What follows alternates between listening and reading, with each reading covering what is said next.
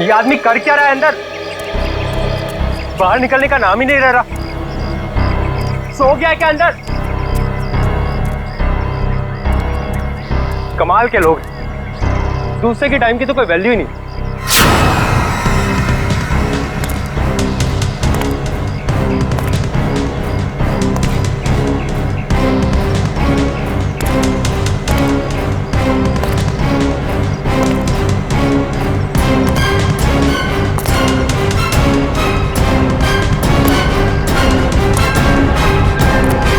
Sir,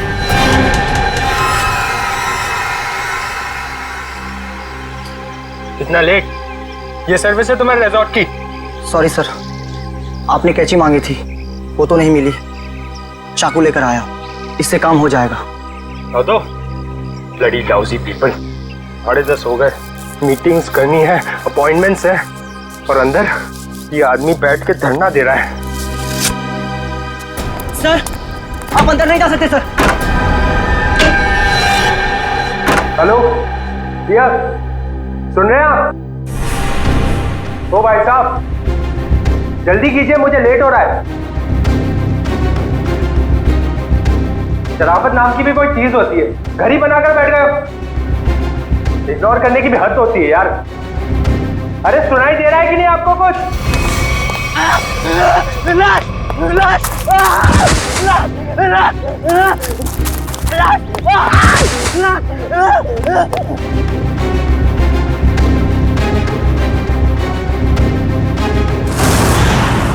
हाँ मैं party में आने की कोशिश करूंगी, कुछ प्रॉमिस नहीं कर सकती। मेरा जॉब ही कुछ ऐसा है यार, कभी भी कुछ भी हो सकता है। ठीक है, चल अब मैं रखती हूँ, बाय। नहीं, बिल्कुल नहीं चलेगा। रात को 1 बजे 2 बजे कोई भी कभी भी आके चले जाएगा। जवान लड़की के घर में रात के टाइम में किसी लड़के का आने का मतलब हम अच्छी तरह से जानते हैं। क्या चल रहा है यहाँ पे? हाँ? और ये रो क्यों रही है? आप इनसे ही पूछिए ना, इसने क्या चाला रखा है यहाँ पे।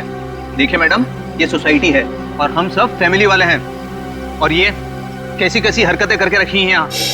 हरकतें? आपका क्या मतलब है? इसका मतलब ये है कि ये दोनों लड़के रात बिरात इसके घर आते हैं, दरवाजा खटखटाते हैं, शरारत करते हैं। और तुम एक बात कान खोलकर सुन लो, तुम यहाँ से खुद से चली जाओ, नहीं तो हम सब मिलकर तुम्हें जबरदस्ती यहाँ से निकाल देंगे। एक मिनट, शांत हो जाइए आप लोग। कौन है ये लोग? मुझे नहीं मालूम कौन है ये। 2 दिन से मेरी रूम पार्टनर नहीं है, और ये लोग रोज रात को आके मुझे तंग करते, जबकि मैंने इनको कभी देखा भी नहीं है। देख जिया, झूठ मत बोल। तू ही हमें बुलाती है और अब पहचानने से मना कर रही है। हाँ, कसम से हमेशा खुद ही फोन करके बुलाती है हमें। देखो, झूठ मत बोलो, मैं तुम लोगों को नहीं जानती हूँ। पता नहीं ये लोग मुझे क्यों बदनाम कर रहे हैं। देखो, झूठ और सच का फैसला कहीं और जाकर करना, समझी? गुप्ता जी, इस बात का फैसला आप अभी कीजिए आप, और अगर आपसे भी नहीं होता है तो हम सब मिलकर इस लड़की का कमरा खाली कर देंगे। प्लीज सर, ऐसा मत कीजिए। देखो, मैं तुम्हें भाड़े पे एक घर देने के वक्त कहा था ना, हमारे सोसाइटी का रूल बहुत सख्त है। क्या बोला था ना? बोलो। प्लीज सर, इसमें मेरा कोई कसूर नहीं। फिर भी 2 दिन में मेरी रूम पार्टनर आ जाएगी, तब मैं अपना सारा सामान यहाँ से शिफ्ट कर लूंगी। ओके, 2 दिन का टाइम देता हूँ, लेकिन 2 दिन में रूम खाली हो जाना चाहिए, समझी? तुम दोनों भागो यहाँ से। अरे चलो निकलो। ठीक है जिया, ये तूने अच्छा नहीं किया। हाँ। पहले खुद ही हमें बुलाती है और फिर इंसल्ट करती है। कमाल है यार। चल चल। जिया, रोम, अगर तुम बेकसूर हो तो सच सामने आ जाएगा। रोम,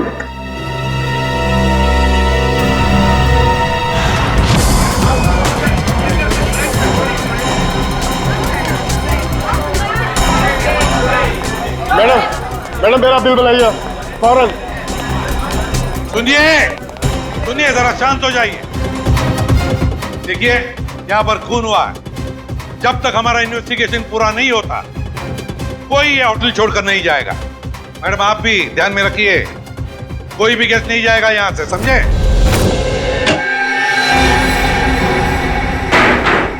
सर बॉडी नहीं है। बॉडी नहीं है? ये कैसे हो सकता है? बॉडी गई कहां? बॉडी कैसे गायब हो गई? ये कैसे हो सकता है? और सर अगर किसी ने मर्डर किया है और अगर वो बॉडी ले गया तो फिर ये सिर क्यों छोड़ गया? वही तो, अगर सिर यहां छोड़ा और लाश कहीं पर लेकर गया तो कोई ना कोई निशान तो होने चाहिए था। किसी ना किसी ने तो देखा होगा। कोई ना कोई तो जगह हो सकती है। कहां गई लाश? हुआ क्या यहां पर? नहीं नहीं नहीं नहीं, यहां पर जो कुछ भी हुआ है ना सांखे, यहीं पर हुआ है, इसी 4 दीवारों के अंदर, स्टीम बॉक्स में, यहीं पर। सर इस सिर को देख के ऐसा लगता है किसी ने बहुत ही बेरहमी से कत्ल किया इसका, लेकिन यहाँ पे एक भी खून का निशान, कोई धब्बा, कुछ भी नहीं है। एग्जैक्टली, अगर सिर कटा है तो खून होना चाहिए था इन दीवारों पर, खून होना चाहिए था इस फर्श पर, लेकिन यहाँ पर खून का कोई भी निशान नहीं, कोई धब्बा नहीं। यहाँ देखो इस बॉक्स में खून का कोई भी निशान नहीं, कोई भी निशान नहीं, ना कोई हथियार का निशान। सांखे, सिर कटा हुआ है, लाश गायब है, लेकिन इस पूरे कमरे के अंदर कुछ भी निशान नहीं, कमरा सुथरा साफ है। इसका मतलब कुछ ना कुछ तो गड़बड़ जरूर है, कुछ ना कुछ तो गड़बड़ जरूर है बॉस। सर, हाँ सर, जिसका खून हुआ है उसके दोस्त बाहर आए हुए हैं। ठीक है, तुम चलो, मैं आता हूं। सांखे, देख ले इस कमरे का एक एक कोना कोना छान वाले, देख ले कुछ मिलता है क्या। देखता हूं। सर ये रहे। आप लोग रजित के दोस्त हैं? जी सर। आखिरी बार कब मिले थे रजित? सर आज सुबह ही मुलाकात हुई थी। तो क्या कुछ फर्क लगा आपको रजित के बर्ताव में?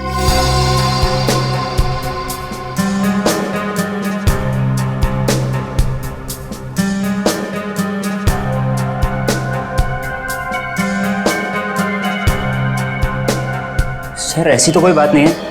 इनफैक्ट हम जिम से साथ में ही आ रहे थे, कॉरिडोर में मेरी उससे बात भी हुई, बहुत फ्रेश और बहुत खुश लग रहा था। अरे रजित, कैसी रही तुम्हारी मसाज? हाँ, हल्का महसूस कर रहा हूँ। सेमिनार के लिए आए पर ऐसा लगे वेकेशन के लिए आए हैं। मुझे लगा तुम वाकई में वेकेशंस के लिए ही आए हो। अरे कहीं सेमिनार में सो मत जाना। नहीं, मैं आधे घंटे के लिए स्टीम बात कर लूँ, फिर टॉक्सिन्स भी क्लीन हो जाएंगे और मैं फ्रेश भी लगूंगा। सर उसके बाद हम दोनों यहाँ स्टीम रूम में आए और वो स्टीम रूम का अटेंडेंट रिकी, सर रिकी ने ही स्टीम रूम तैयार किया था रजित के लिए। Good morning sir. Good morning Ricky. 10 बजे का अपॉइंटमेंट है मेरा। Yes sir. सर आप साइन कर दीजिए। Thank you sir. आइए सर।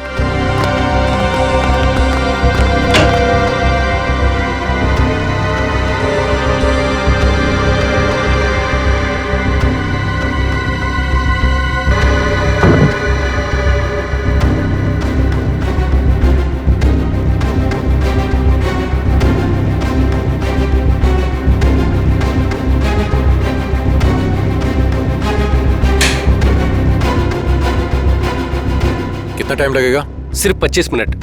चल रजित एंजॉय कर, फिर पास में मिलते हैं। चल ठीक है, ओके।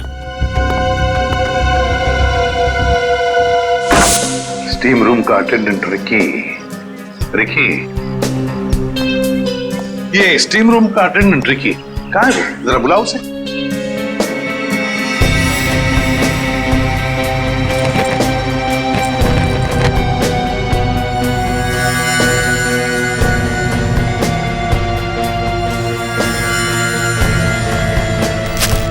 सर वो जब से हादसा हुआ है तब से गायब है। रिकी इस रिसोर्ट में कहीं नहीं। रिकी गायब है? जब से हादसा हुआ रिकी गायब है। इस रिकी का पता लगाना पड़ेगा। सर सर, खून, एक और लाश उधर है।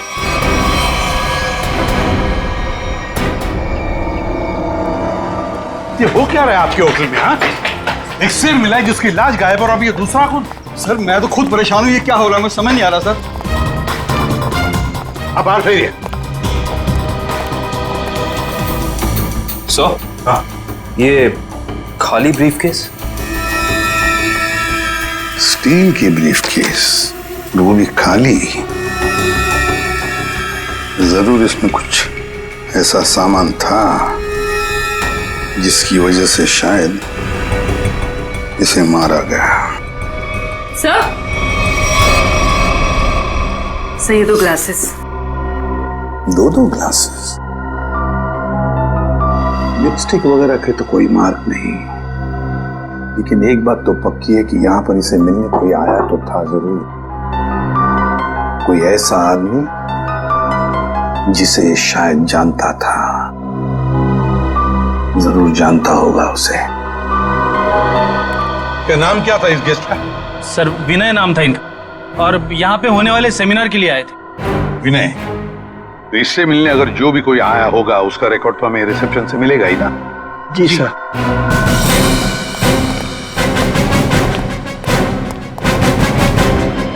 देखो, विनय के बारे में और कुछ जानना चाहते हैं हम। ये विनय कब आया था यहाँ पर? अब सर मिस्टर विनय ने आज सुबह ही चेक इन किया था हमारे रिजॉर्ट में, करीब 8 बजे। 8 बजे? जी। अकेले ही आया था या कोई साथ में भी था उसके? अब नहीं सर, वो अकेले ही थे। उनके रूम में कोई बाहर से विजिटर आया था? नहीं सर, बाहर से तो कोई नहीं आया था, लेकिन उनके सेमिनार से उनके रूम में कोई गया हो तो उसका पता नहीं हमें। अच्छा, विनय के बारे में कुछ खास बात याद आती है तुम्हें? मेरा मतलब है कुछ भी, यू नो। आपके रिसोर्ट में इस ब्रीफकेस के लिए कोई पर्सनल लॉकर है? आई एम सॉरी सर, हमारे रिजॉर्ट में ऐसी कोई फैसिलिटी नहीं है। ओके। हाँ सर, उनके पास एक छोटा सा स्टील का ब्रीफकेस था जिसे वो कुछ ज्यादा ही संभाल के रख रहे थे, और उसके लिए उन्होंने पर्सनल लॉकर के बारे में भी पूछा, बट सर हमारे रिजॉर्ट में ऐसी फैसिलिटी नहीं है। स्टील का ब्रीफकेस? लगता है ये वही स्टील का ब्रीफकेस है जो हमें उसके बेड पर से मिला है। जरूर उसके अंदर कोई कीमती, कोई इंपॉर्टेंट सामान होगा। सर ऐसा भी तो हो सकता है कि इस विनय की मौत का यही कारण हो। हाँ सर, विनय के रूम में कोई होटल के बाहर से नहीं, होटल के अंदर से आया था और दोनों साथ में ही बैठे थे। सर। हाँ करण। सर इस फोन पर जो फिंगरप्रिंट्स थे उसे उठा लिया सर। Very good. देखते हैं आखिरी फोन किसका था। पार्टनर, जरूर किसी पार्टनर ने फोन किया था विनय को। पता लगाना पड़ेगा है कौन ये पार्टनर।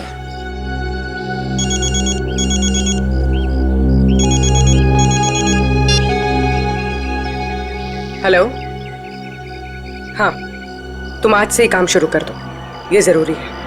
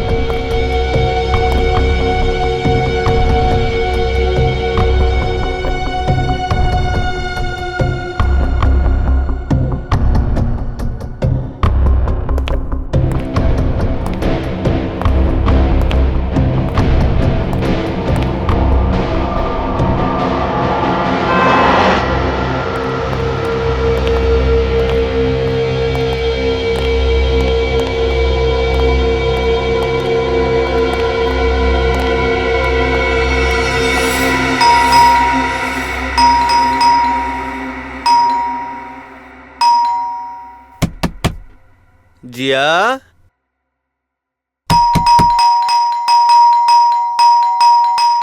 दरवाजा खोलो जिया। जिया, जिया, जिया दरवाजा खोलो वरना तोड़ देंगे हम, बता रहे हैं हम बस। ये इन लोगों का रोज का नाटक है। जिया, दरवाजा खोलो जिया। जिया प्लीज दरवाजा खोलो प्लीज, नहीं तो हम तोड़ देंगे दरवाजा, बोल दे रहे हैं हम। जिया, जिया, पुलिस को फोन करते हैं, तभी बात समझ में आएगी। जिया, दरवाजा खोलो जिया। जिया,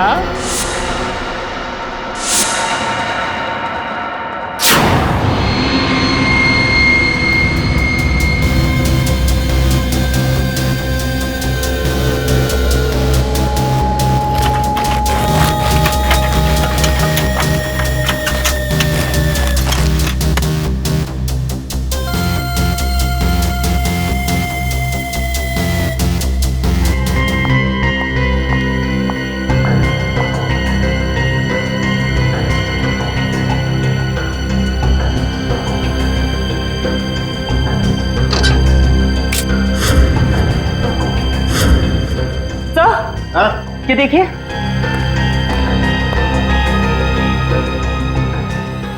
अरे एसिड, इसकी खोपड़ी के अंदर एसिड। सर इसका मतलब है एसिड या किसी केमिकल से इसके सर के अंदर के हिस्से और इसके शरीर को पिघला दिया गया और फिर स्टीम बॉक्स के ड्रेन पाइप से बाहर निकाला गया। हाँ, और वो भी 30 मिनट के अंदर। सर ये कैसे हो सकता है? हमने तो पढ़ा था कि कॉन्सेंट्रेटेड एसिड में किसी भी बॉडी को पिघलने के लिए कम से कम 20 घंटे लगते हैं। You're right, श्रेया, 20 घंटे ही लगने चाहिए, लेकिन इस केस में ऐसा नहीं हुआ है। एक और बात,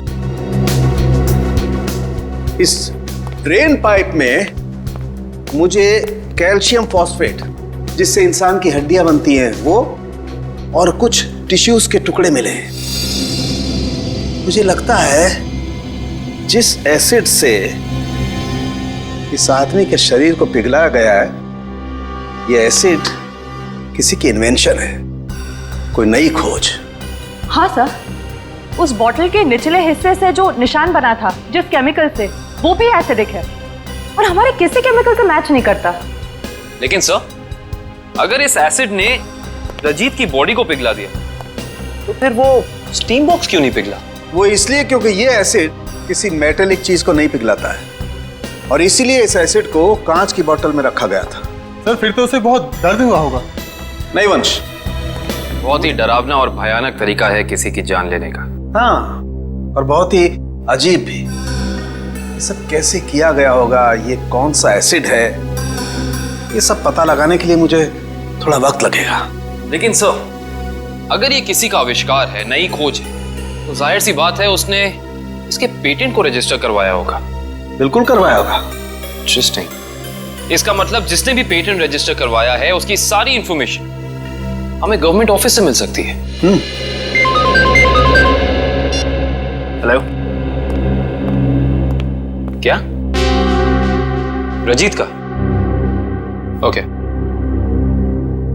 अभी पता चला है कि विनय ने जिस पार्टनर वाले नंबर पे फोन किया था वो और किसी का नहीं बल्कि रजीत का नंबर था।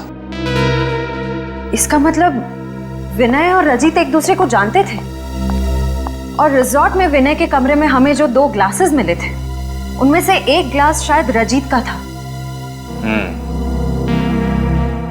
अब तो विनय के घर वालों से ही पता करना पड़ेगा। लगता है रिकी घर पर नहीं है, तोड़ दो दरवाजा।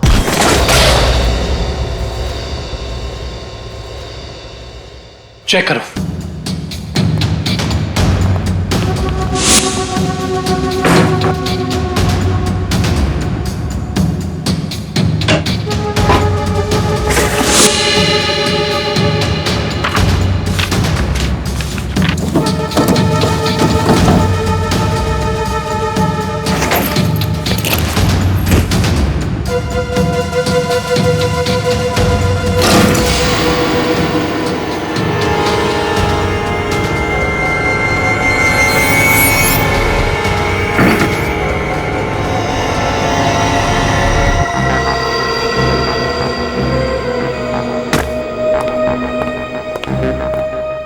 ये बॉटल देखो, इसका नीचे का हिस्सा बिल्कुल वैसे ही है जैसा निशान हमें रिजॉर्ट के स्टीम रूम में मिला। ओह, तो इस केमिकल से रिकी ने रजीत की बॉडी पिघलाकर उसका खून कर दिया है। हाँ, लेकिन एक स्टीम रूम का अटेंडेंट किसी को इतनी चालाकी से नहीं मार सकता। ये उसके दिमाग का काम हो ही नहीं सकता।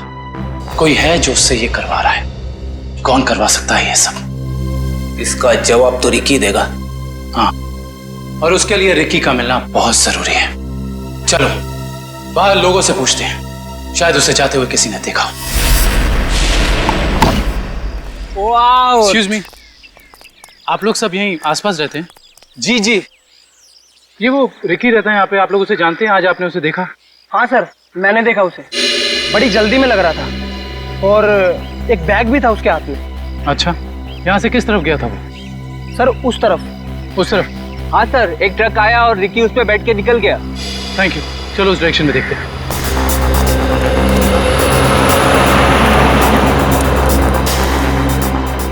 ये देखो, यहाँ पे रेत गिरी है, शायद ट्रक से गिरी होगी।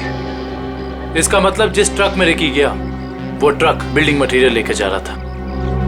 यहाँ आसपास कुछ कंस्ट्रक्शन चल रहा है, ढूंढना पड़ेगा।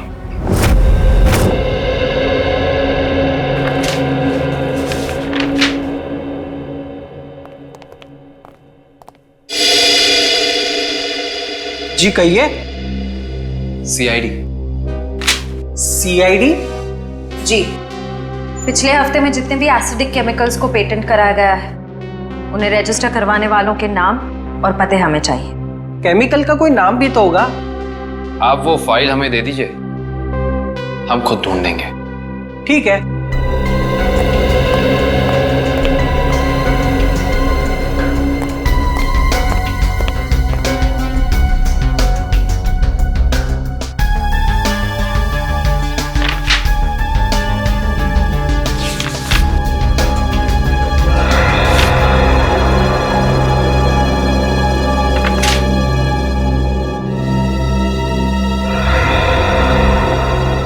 ये देखो, ये एसिड हाइड्रोवर्क्स नाम की एक कंपनी ने रजिस्टर कराया है और इस कंपनी के मालिक हैं रजित और विनय। इसलिए विनय के सेल फोन पे रजित का नंबर पार्टनर के नाम से सेव था। रजित अपने खोज से मरा और उसका पार्टनर विनय एक बंद कमरे में मरा हुआ मिला। इंटरेस्टिंग। ये केस तो और भी ज्यादा उलझता जा रहा है। नैना जी, हमें भी बहुत दुख है विनय की मौत का। हम आपका ज्यादा वक्त नहीं लेंगे। हाँ, लेकिन आपसे थोड़ी जानकारी चाहिए हमें। मुझे तो अभी भी समझ नहीं आ रहा कि विनय से किसी की क्या दुश्मनी हो सकती है। बेहद शरीफ और मिलनसार इंसान थे मेरे विनय। अच्छा, ऐसा कोई हादसा या कभी उनकी किसी के साथ कोई तू मैं हुई हो या कोई दुश्मनी, कुछ याद है आपको? दुश्मनी तो कोई नहीं थी, पर हाँ, कुछ दिनों से उन्हें कुछ धमकी भरे फोन जरूर आ रहे थे। धमकी? कौन थे ये लोग? मालूम नहीं, पर मैंने बहुत समझाया उन्हें कि उन्हें जाके पुलिस में कंप्लेन कर देनी चाहिए, पर उन्होंने मेरी एक ना सुनी। कहते रहे कि कोई मजाक कर रहा होगा। सीरियसली लिया ही नहीं इस बात को। नैना जी, आप हमें हाइड्रोवर्क्स के बारे में क्या बता सकती हैं? हमारी इंफॉर्मेशन के हिसाब से विनय और रजीत दोनों पार्टनर्स थे और इन दोनों ने मिलकर एक बहुत ही खास केमिकल की खोज की थी। देखिए, मैं बस इतना जानती हूँ कि वो दोनों साथ में काम कर रहे थे, बस। देखिए नैना जी, उसी केमिकल का इस्तेमाल करके पहले किसी ने रजीत को और फिर विनय को मार डाला। ऐसा कैसे हो सकता है? वो केमिकल तो विनय अपने साथ लेकर जाने वाले थे, एक ब्रीफकेस में। उन्हें सेमिनार में कुछ पेपर सबमिट करने थे और वही उन्हें रजित से भी मिलना था। अच्छा नैना जी, क्या पहले कभी ऐसी कोई घटना हुई है जिससे हमें कोई सुराग मिल सके? ऐसा कुछ खास तो नहीं, पर हाँ, कॉलेज के दिनों में जब वो जूनियर कॉलेज में पढ़ते थे तब कुछ तो केस हुआ था जिसकी वजह से उन्हें कॉलेज से रेस्ट्रिकेट कर दिया गया था। अच्छा, वो केस क्या था, कुछ उसके बारे में पता है आपको? देखिए, मैं ज्यादा कुछ नहीं जानती, पर बस इतना पता है कि कुछ तो केस हुआ था जिसकी वजह से उन्हें रेस्ट्रिकेट कर दिया गया था बेवजह। कौन सा कॉलेज था ये? GRN college. Thank you. Vinay और रजीत के खून का इस कॉलेज की घटना से क्या संबंध है, पता करना पड़ेगा।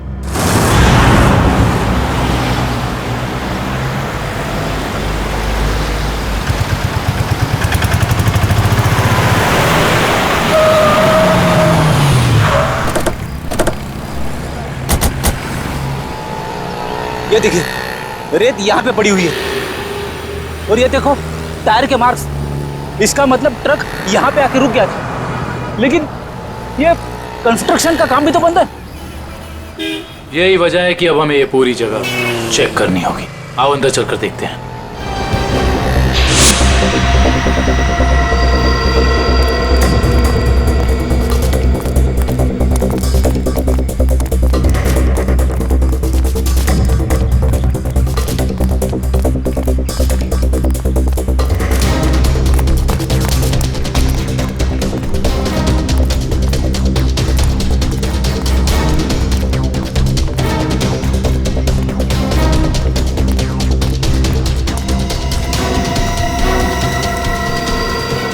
सर, रिकी यहाँ पे है।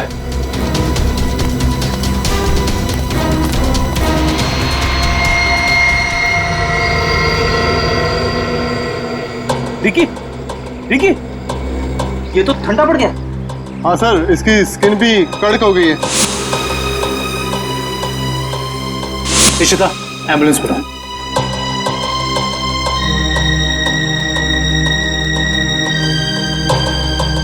इसके शरीर पे जेल जैसा कुछ लगा हुआ है, जिसकी वजह से इसका शरीर अकड़ गया होगा। और ये देखिए, आसपास के पत्थरों पे भी जेल जैसा ही है।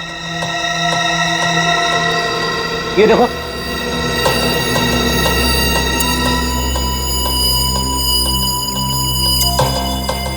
ये जेल क्या है इसके बारे में तो पता करना होगा। इन टुकड़ों को लैब ले चलो।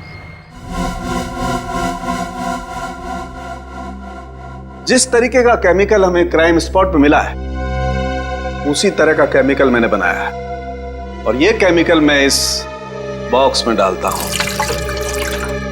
अरे का बॉडी टेम्परेचर मिला? नॉर्मल है सर। गुड। इस स्टीम बॉक्स में जो बॉडी है, ये लगभग इंसान की बॉडी की जैसे ही है। आपका कहने का मतलब है क्लोन की तरह? ऐसा ही समझ लो। अब इस मशीन में हमने जो केमिकल डाला है, उसकी स्टीम हम स्टीम बॉक्स में पास करते हैं। लगभग 30 मिनट तक हम स्टीम पास करते हैं। उसके बाद देखते हैं क्या होता है।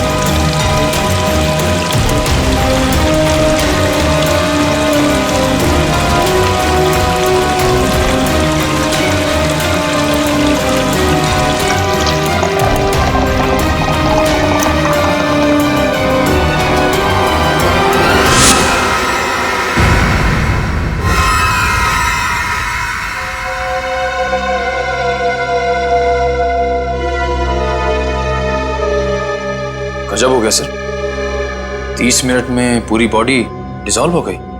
हाँ निखिल, ये केमिकल बहुत पावरफुल है। थोड़ी सी मात्रा में पूरी की पूरी बॉडी पिघल करके बह जाती है।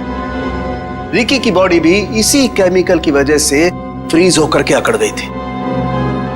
आई सी, बहुत ही खतरनाक केमिकल है ये।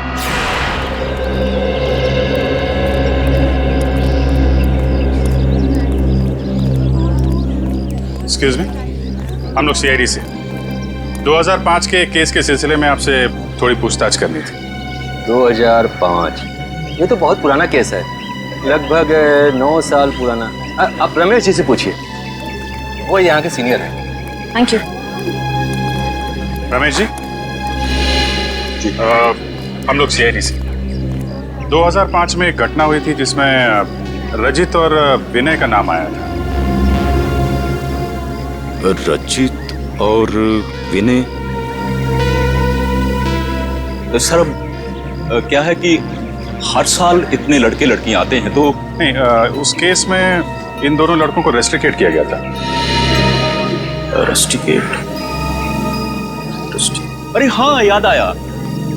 उस साल कॉलेज के एक स्टूडेंट की मौत हो गई थी और इन दोनों लड़कों का नाम भी उस केस से जुड़ गया था। काफी बवाल हुआ था। ये स्टूडेंट कौन था और उसकी मौत कैसे हुई? मैडम, बहुत अजीब तरीके से हुई थी। ये किस्सा लेबोरेटरी में हुआ था।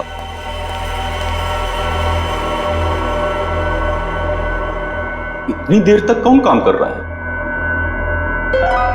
कौन काम कर रहा है?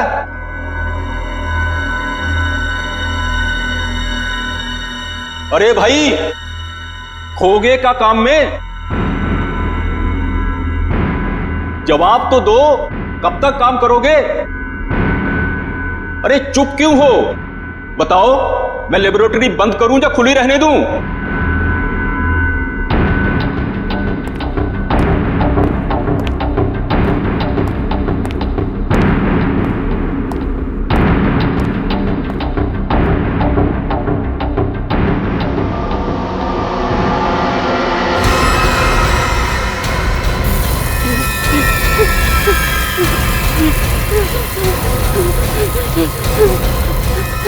विनय, विनय,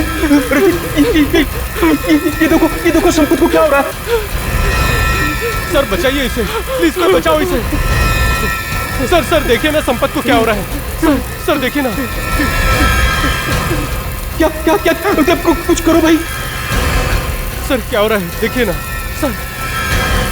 सर बहुत भयानक था वो, ऐसा मैंने पहले कभी नहीं देखा था। एक आदमी खड़ा था और खड़े खड़े पिघल गया। संपत नाम था उसका, पुलिस केस भी हुआ था और विनय और रजित को रस्टिकेट किया गया था। इस केस से जुड़ी सारी फाइलें चाहिए। हेलो, कहाँ? कौन से रेस्टोरेंट? ठीक है, मैं पहुंचती हूँ, नजर रखना।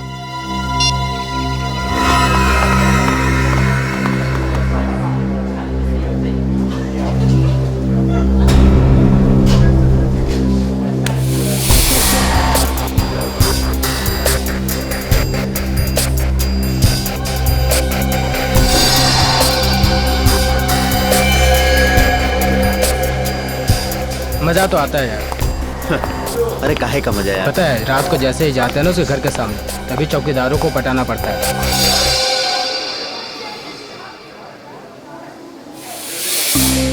मैडम, आप यहाँ कैसे? तुम लोग क्या समझते हो? तुम लोग कुछ भी करते रहोगे और तुम्हारा कोई कुछ नहीं बिगाड़ सकता। मैडम, हमने क्या किया? एक लड़की का जीना हराम कर रहे हो और पूछ रहे हो क्या किया है? टेढ़ी बात करोगे ना तो सीधा करना हमें आता है। क्यों कर रहे हो ये सब? मैम, हम खुद नहीं गए उसके घर, वो खुद ही हमें बुलाती थी। हम पहले भी बता चुके हैं मैम आपको। और मैडम, आपको जानना ही है तो आप जिया से बात करो ना, वो क्यों बुलाती है हमें? वो झूठ नहीं बोलती है सर, हम सच बोल रहे हैं सर, हमारा यकीन कीजिए प्लीज। हाँ जानता हूँ, राजा हरिश्चंद्र के चेले हो ना तुम लोग। देखो, लास्ट चांस करो, सच सच बताओ, उस लड़की को क्यों परेशान कर रहे हो? और अगर सीआईडी का तरीका अपनाओगे ना तो तोते की तरह बोलना शुरू कर दोगे।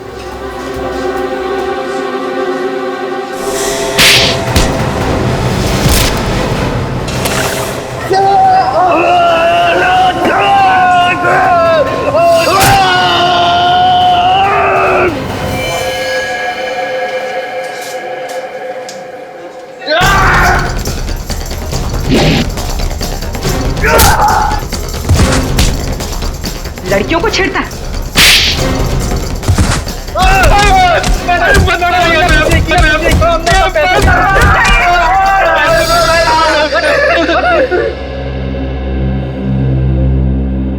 किसके कहने पे किया ये सब? एक्सपेरिमेंट हो रहा था साइंस लैब में 2005 में और बेस्ट इन्वेंशन करने वाले को स्कॉलरशिप मिल रही थी। ये तो स्टूडेंट पिघल के मर गया था संपत। इसने एक स्पेशल एनेस्थीसिया बनाया था बेहोश करने की दवा, जो किसी भी मसल को 5 मिनट के लिए फ्रीज कर सकती थी।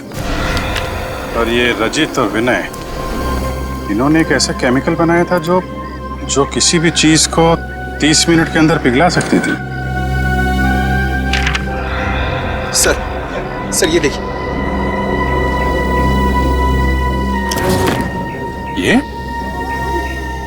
ये भी उस वक्त कॉलेज में था, पर ये बात उसने हमसे छुपाई।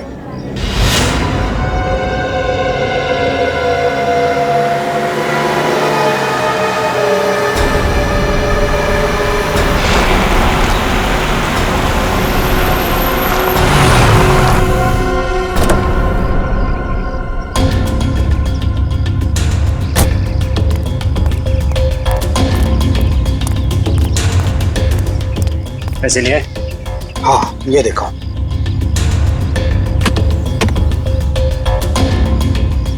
अब खुश? गुड। ये रहा तुम्हारा सामान।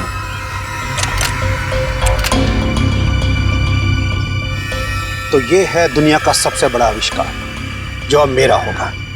बिल्कुल तुम्हारा है। Thank you. वेलकम।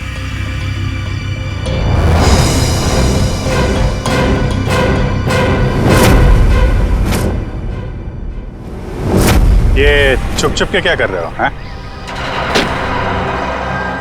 क्या कर रहे हो छुप छुप के? आगे मत बढ़ना, वरना ये बोतल इसी के साथ मैं फोड़ दूंगा। मत बढ़ना आगे, कह रहा हूँ आगे मत बढ़ना, नहीं तो ये मारा जाएगा। तुम यहाँ से जा नहीं सकते हो, छोड़ो उसे। आगे नहीं बढ़ना। कहा ना, मैं झूठ नहीं बोला, झूठ नहीं बोला मैं। पीछे रहो, आगे मत बढ़ना।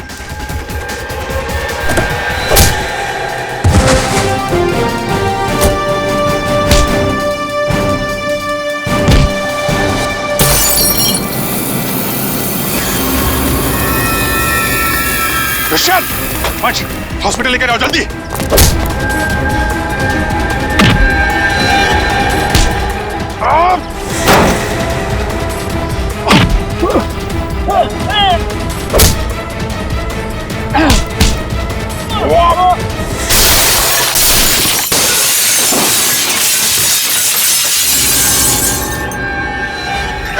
हाँ, मैं नहीं मारा उसे। मैंने और रजित के केमिकल का इस्तेमाल करके मैंने संपत को लैब में मार डाला। रेतेन, तुम यहाँ क्या कर रहे हो? और संपत के बनाए हुए केमिकल पर अपना नाम डालकर मैंने उसे भेज दिया। क्यों किया तुमने ऐसा? मुझे पैसों की जरूरत थी। मेरे खर्चे पूरे नहीं पड़ रहे थे। और जब मुझे पता चला कि संपत ने एक ऐसे केमिकल का आविष्कार किया जिससे बॉडी फ्रीज हो जाती, उसकी इंटरनेशनल मार्केट बहुत ज्यादा थी, उससे वो केमिकल हासिल करने के लिए मैंने उसे भी मारा। रजित और विनय को उन्हीं के खोजे हुए केमिकल से मार दिया और केमिकल बेच के पैसा कमाना चाहते थे, क्यों? हाँ। और इसमें वो स्टीम रूम का अटेंडेंट रिकी, उसने तुम्हारी मदद की थी। हाँ, लेकिन मैंने उसे पैसे दिए थे। इस बॉटल का सारा केमिकल स्टीम बॉक्स में डाल देना। जैसे ही काम खत्म हो जाए इस बॉटल को गायब कर देना। चलो। हाँ, समझ गया। चलो निकलो। मैंने पहले विनय को मारा।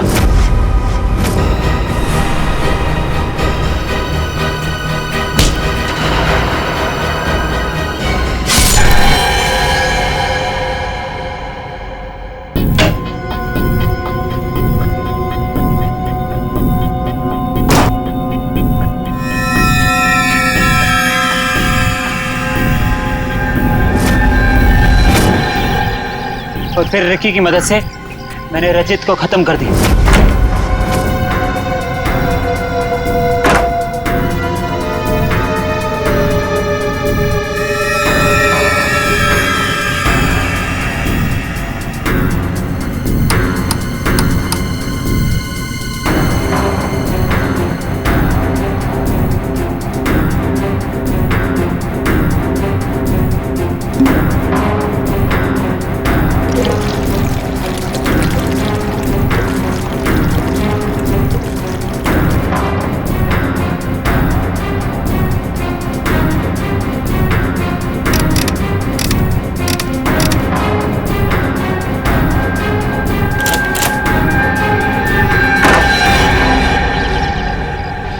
रिकी तो तुम्हारा साथी है ना, फिर उसे मारने की कोशिश क्यों की तुमने? रिकी मुझे ब्लैकमेल कर रहा था। मैं सोच रहा हूँ कि जुबान भी कितनी कीमती चीज है, अगर फिसल जाए तो करोड़ों का नुकसान करा दे, इज्जत गवा दे, फांसी चढ़वा दे। मतलब? वो केमिकल की बोतल मेरे सीने में 2 मर्डर्स के राज बहुत ज्यादा है। जुबान जेल नहीं पाएगी, वजन तो करना ही पड़ेगा। लो पैसे पकड़ो और अपना मुंह बंद रखो, समझे? उसी केमिकल से मुझे डरा रहा था। क्या करता? जरूरत थी और मजबूरी। Shut up! समाज की भलाई के लिए की गई खोज का गलत इस्तेमाल किया है तुमने। 3 खून किए हैं। तुम जैसे लोगों के लिए कानून ने भी एक खोज की है, फांसी। आप लोगों को जरा सा भी एहसास नहीं हुआ कि आप लोग सब मिलकर एक अकेली लड़की के साथ इतनी नाइंसाफी कर रहे थे? कोई इस तरह से परेशान करता है किसी को? बोलिए। सॉरी मैडम, ये रमेश जी को अपना फ्लैट बेचना था और उन्हें अच्छा बायर भी मिल गया था, इसीलिए सब। और मैडम, जिया घर खाली करना भी नहीं चाह रही थी और उसके लीज एग्रीमेंट को खत्म होने में अभी टाइम था। मैडम, ये रमेश जी ने एक दिन आकर हमें अपनी तकलीफ बताई और हमसे हेल्प मांगी। तो आप लोग ने मिलकर ये ड्रामा किया, एक लड़की के कैरेक्टर पर कीचड़ उछाला। आप लोग ऐसा कर कैसे सकते? और रमेश जी, आप पैसों के लालच में इंसानियत भूल गए। सॉरी मैडम, मुझसे गलती हो गई, अब ऐसा नहीं होगा। जिया अब यहीं रहेगी, इसी फ्लैट में। जिया, मुझे माफ कर दो, I am really sorry. Please sir, sorry बोल के मुझे शर्मिंदा मत कीजिए। थैंक यू मैम, आपने मेरी बहुत हेल्प की, वरना मैं अपने पेरेंट्स के पास वापस चली जाती।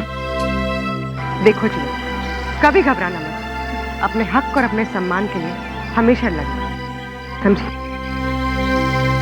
Best of luck. Thank you ma'am.